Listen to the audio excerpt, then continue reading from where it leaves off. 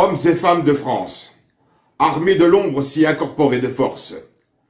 Pour celles et ceux qui ne me connaissent pas encore, je m'appelle Serge Petit-Demange. Premier maître de réserve de la Marine nationale, logisticien, gestionnaire des ressources humaines, je suis le président fondateur de Renaissance Française, créé depuis bientôt 20 ans. Pour cette vidéo, parce qu'il est encore possible de parlementer, je me place sous l'égide du drapeau blanc, prévu à l'article 32 de la Convention de La Haye du 29 juillet 1899.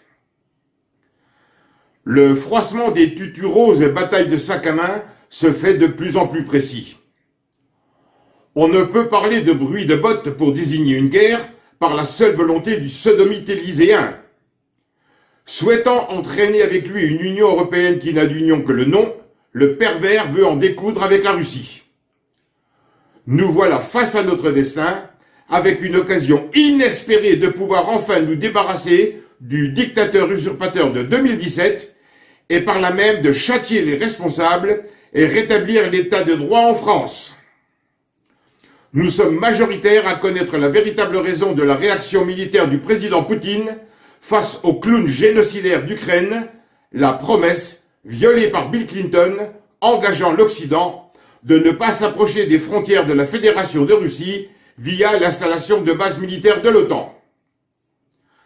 Atout majeur, au pluriel, de la France. Je me répète volontairement.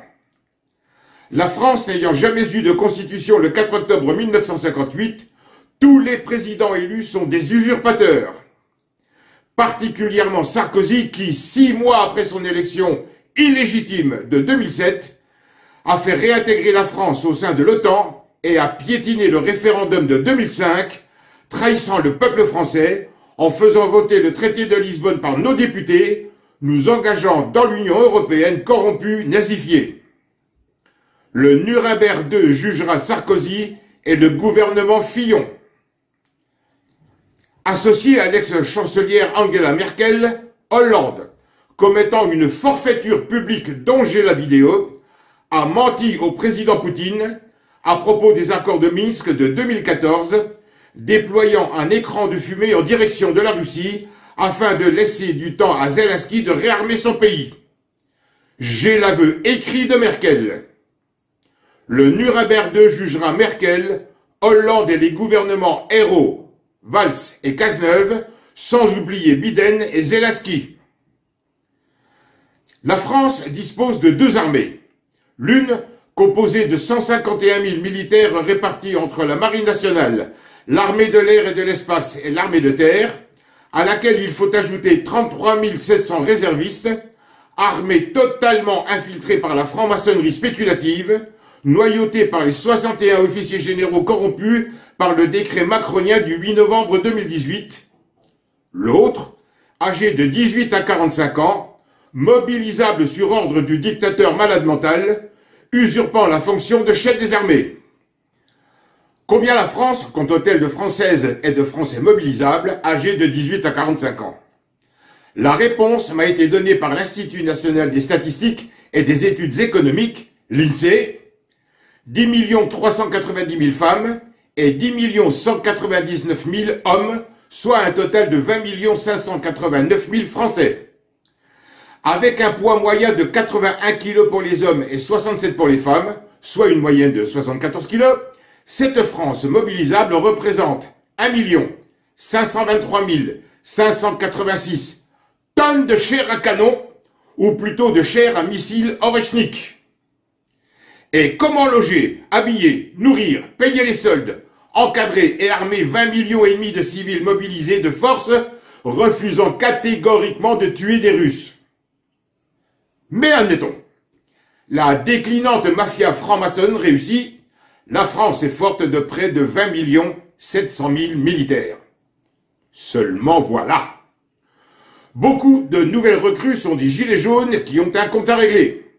Beaucoup ont des parents qui ont été euthanasiés, assassinés dans les EHPAD. Beaucoup ont eu des membres de leur famille injectés, empoisonnés durant la période Covid. Beaucoup ont des enfants qui ont été enlevés, violés, massacrés par des pédophiles réputés intouchables. Beaucoup ont été touchés par des licenciements abusifs. Beaucoup ont été abusés, sont encore harcelés, menacés, spoliés par un système judiciaire partial. Beaucoup ont été victimes d'abus de pouvoir. Beaucoup ont vu leurs biens de toute une vie saisis arbitrairement par un système judiciaire franc-maçon faisandé. Beaucoup d'agriculteurs, de chefs d'entreprise, victimes de tribunaux désespérés se sont suicidés. Beaucoup sont des enfants de harkis abandonnés à leur sort. Beaucoup ont des parents originaires de nos anciennes colonies d'Afrique, colonies insultées, escroquées, spoliées depuis plus de 66 ans par l'oligarchie française. Beaucoup résident dans les départements et territoires d'outre-mer très souvent sous-estimés par Paris. Beaucoup haïssent le psychosociopathe pédéraste occupant de l'Élysée. Beaucoup se sont jurés de ne jamais tirer sur un soldat russe. Armés par l'ennemi traître de l'intérieur, beaucoup profiteront de l'occasion qui leur est offerte de retourner l'arme qui leur a été confiée contre l'oligarchie criminelle au pouvoir. Et que penser de ces jeunes chefs d'entreprise non déclarés à l'URSSAF, millionnaires sans foi ni loi, commercialisant des produits illicites? L'exécutif usurpateur aux mœurs contre nature les autorisera-t-il à venir avec leurs kalachnikovs et leurs propres services de renseignement, avec leurs propres milices? La fonction primant le grade, au cours de ces 9 dernières années, j'ai rencontré des généraux, des officiers supérieurs et subalternes. Je n'en fais pas état, respectant la confidentialité de ces rencontres. Certains, dont Jean-François, lieutenant-colonel, ont été stupéfaits par mes révélations en matière d'absence de constitution et les conséquences. Je reviens à l'éventuelle mobilisation des 18-45 ans. Je les invite à appliquer la méthode des baïonnettes intelligentes. On n'obéit pas à un ordre illégal. Nous avons la légitimité de notre souveraineté pour agir. Macron étant illégitime, l'armée de métier étant sous l'emprise de la franc-maçonnerie spéculative, la France ne faisant pas partie de l'Union européenne, la Fédération de Russie, qui n'est pas l'ennemi du peuple français vicieusement et mensongèrement dépeinte par les médias serviles, Fédération de Russie n'étant en aucun cas l'agresseur, je conseille très fortement aux 18-45 ans d'accepter d'être mobilisés. Pourquoi je leur dis cela? Ça pourrait paraître paradoxal. Ils vont vite comprendre. Parce que pour eux, le moment est venu de démontrer que leurs puissants messages guerriers, postés dans les réseaux depuis des années, sont en adéquation avec leur volonté de mettre fin à la dictature, le reflet de vouloir régler des comptes maintenant qu'ils en ont les moyens. Sincèrement, je suis heureux pour eux et pour notre pays. Enfin, quelle chance d'avoir la possibilité de passer à l'action, eux qui piaffaient d'impatience d'en découdre. Avec plus de 20 millions de louves et de loups dans la bergerie, ça ne devrait pas poser de problème majeur. Sachant que l'armée active compte dans ses rangs des éléments réfractaires au pouvoir en place, il leur sera facile de prendre la direction d'unités composées d'enrôlés de forces très motivées. La situation ubuesque l'exigeant, la stratégie que je préconise, le blocage des casernes, le sabotage, la mutinerie sont des armes redoutables.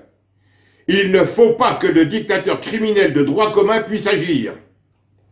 Le but de toute association politique est la conservation des droits naturels et imprescriptibles de l'homme. Ces droits sont la liberté, la propriété, la sûreté et la résistance à l'oppression. Quand le gouvernement viole les droits du peuple, l'insurrection est pour le peuple et pour chaque portion du peuple le plus sacré des droits et le plus indispensable des devoirs. Nous avons l'absence de constitution, l'illégitimité de Macron, le regard porté du président Poutine et de l'ensemble de la Fédération de Russie sur les actions du peuple de France comme alliés suprêmes. Macron et ses gouvernements Philippe, Castex, Borne, Attal, Barnier, Bayrou, sans omettre les 61 officiers généraux corrompus, seront eux aussi jugés par le Nuremberg II. Que les actuels lanceurs d'alerte continuent de bien informer les Français via les réseaux. Ils font le travail normalement dévolu aux journalistes valets rampants corrompus des médias aux ordres. Renaissance française se charge des solutions militaires, diplomatiques et judiciaires.